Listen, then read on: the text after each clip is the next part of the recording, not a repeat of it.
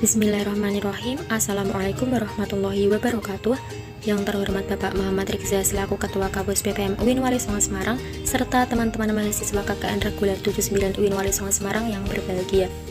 Di sini kami dari KKN Reguler 79 Posko 55 akan mempresentasikan jurnal terkait pelatihan pembuatan sabun cuci piring sebagai peluang usaha dengan memanfaatkan bahan di sekitar rumah.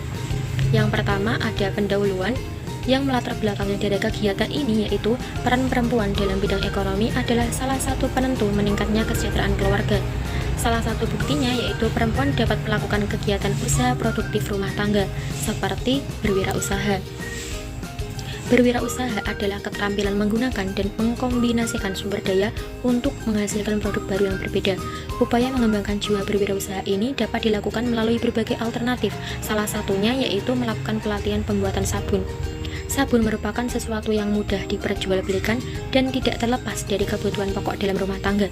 Sabun mempunyai sifat membunuh bakteri atau membersihkan kotoran yang menempel pada sebuah permukaan agar terhindar dari berbagai penyakit. Oleh karena itu, melihat pentingnya fungsi sabun bagi kehidupan, maka sudah pasti sabun masuk di dalam anggaran belanja. Sehingga kami berinisiatif membuat pelatihan tentang pembuatan sabun cuci piring yang menggunakan bahan-bahan di sekitar rumah dan menghasilkan sabun cuci piring dengan kualitas yang tidak kalah dengan sabun yang terjual di pasaran. Nah, di sini ada metode yang digunakan dalam kegiatan ini ada 3 tahap. Yang pertama ada identifikasi masalah, yang kedua ada sosialisasi, dan yang ketiga ada praktek. Yang pertama yaitu identifikasi masalah. Permasalahan yang dijadikan dasar dilaksanakan kegiatan ini yaitu kurangnya pengetahuan masyarakat terkait pengolahan bahan-bahan yang ada di sekitar rumah serta rendahnya ekonomi masyarakat. Tahap yang kedua ada sosialisasi. Tahap ini bertujuan untuk mengenalkan bagaimana cara membuat sabun cuci piring dengan bahan sederhana yang mudah didapatkan di sekitar rumah. Tahap yang ketiga ada praktek. Praktek ini menggunakan alat seperti pisau, blender, gunting, baskom, penyaring, sendok, gelas, dan papan iris.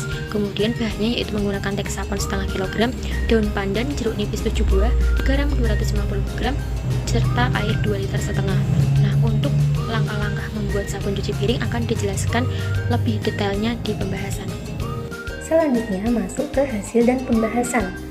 Kegiatan sosialisasi dan praktek pembuatan sabun cuci piring dilaksanakan di Desa Barukan, Duku Karanglo, Kecamatan Tengaran, Kabupaten Semarang, tepatnya di rumah Ibu Arianti, RT 10. Kegiatan ini bertujuan untuk memberikan pengetahuan baru mengenai cara membuat sabun dengan bahan yang mudah ditemukan di sekitar rumah, tidak berbahaya, dan mampu menghasilkan sabun yang kualitasnya tidak kalah dengan sabun cuci piring yang dijual di pasaran.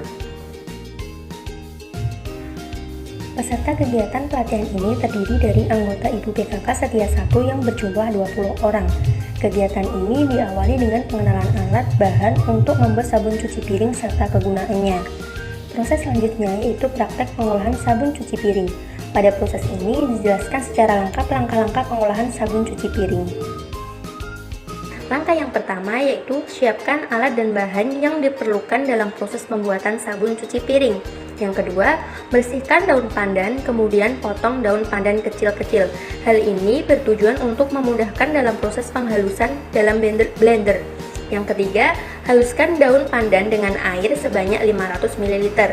Dan langkah yang keempat yaitu saringlah sari daun pandan dan masukkan ke dalam baskom. Hal ini bertujuan agar filtrat tidak tercampur dengan ampasnya. Langkah yang kelima yaitu masukkan setengah kilogram teksapon ke dalam baskom yang sudah berisi air pandan. Lalu aduk dengan diremas-remas sampai semua teksapon larut. Teksapon ini bertujuan untuk memberikan busa pada sabun cuci piring. Yang keenam yaitu tambahkan garam sebanyak 250 gram yang berfungsi sebagai pengental. Yang ketujuh, tuangkan air sedikit demi sedikit. Dan langkah yang kedelapan yaitu aduk hingga merata.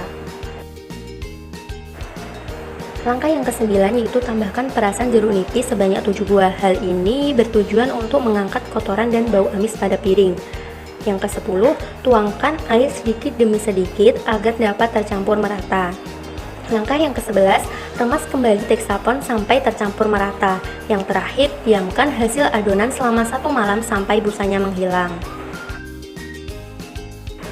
Berdasarkan proses pembuatan sabun cuci piring tersebut, dihasilkan sabun cuci piring yang berbeda dengan sabun cuci piring komersial yang banyak menggunakan surfaktan kimia. Campuran sabun cuci piring jeruk nipis ini mempunyai keunggulan antara lain, bahan baku yang digunakan adalah bahan alami yang mudah ditemukan di sekitar rumah sehingga lebih aman untuk digunakan. Sabun juga mengandung gliserin alami yang terbentuk selama proses pembuatan dan tidak mengandung bahan kimia berbahaya. Oleh karena itu, dengan adanya pelatihan pembuatan sabun cuci piring ini dapat memberikan pengetahuan baru dan diharapkan dapat memberi motivasi kepada ibu-ibu PKK Setia 1 Desa Barukan sebagai peluang usaha dengan meningkatkan produk dari bahan sederhana di sekitar rumah sebagai sabun cuci piring yang ramah lingkungan, memberikan nilai jual tinggi, menambah pemasukan, dan membantu mensejahterakan kehidupan keluarga. Yang terakhir yaitu kesimpulan. Berdasarkan hasil kegiatan pengabdian masyarakat dalam bentuk pelatihan pembuatan sabun cuci piring, dapat disimpulkan bahwa kegiatannya dapat berjalan dengan lancar.